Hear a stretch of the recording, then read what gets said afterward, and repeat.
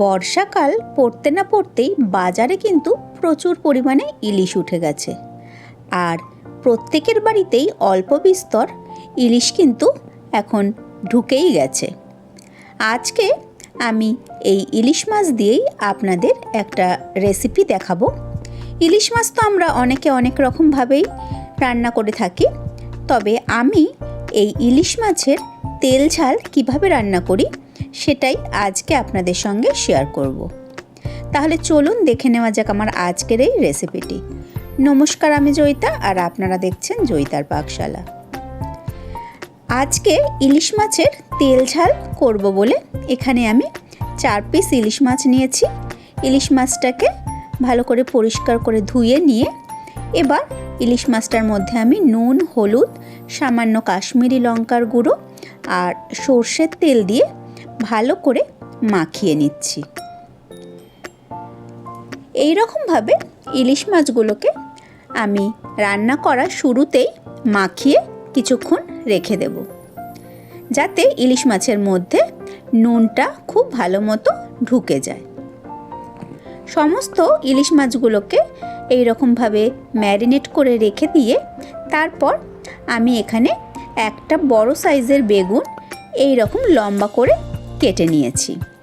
আর এখানে আমি নিয়ে নিয়েছি বেশ কিছুটা পরিমাণ কাঁচা লঙ্কা। কাঁচা লঙ্কাগুলোকে আমি চিড়ে নিয়েছি।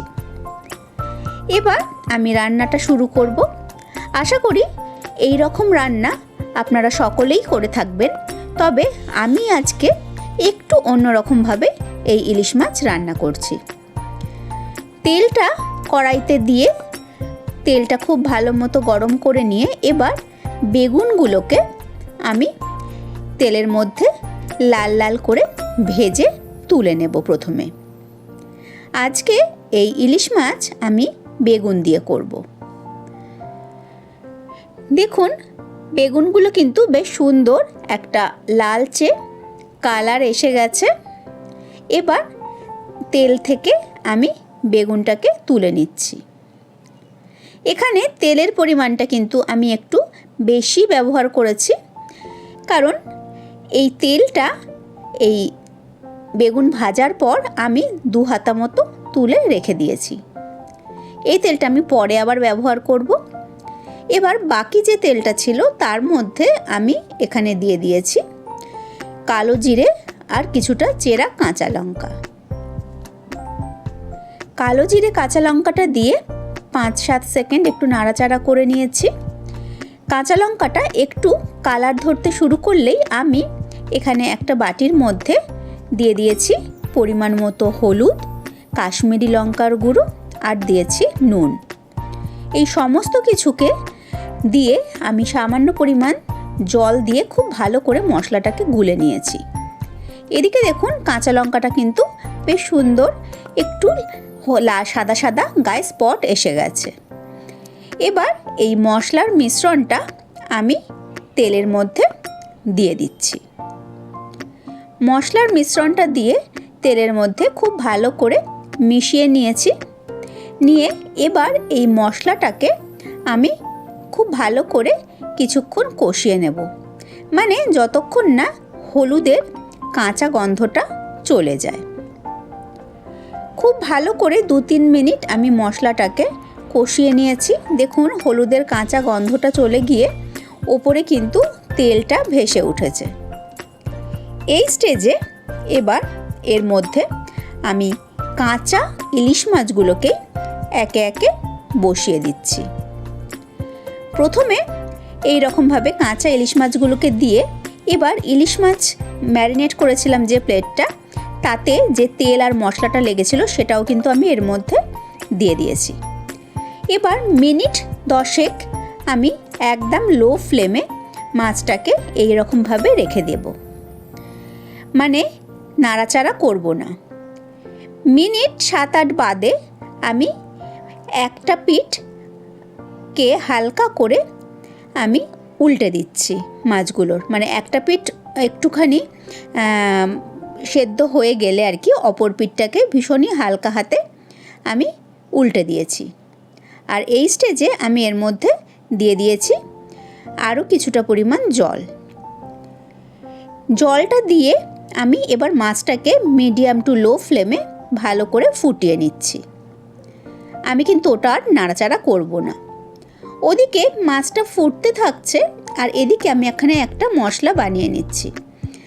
এখানে আমি সাদা আর কালো সর্ষে মিলিয়ে 1.5 চামচ মতো সর্ষে নিয়েছি 1.5 চামচ পোস্ত আর 2টো কাঁচা লঙ্কা, সামান্য নুন দিয়ে আমি এটার একটা মিহি পেস্ট বানিয়ে নিচ্ছি।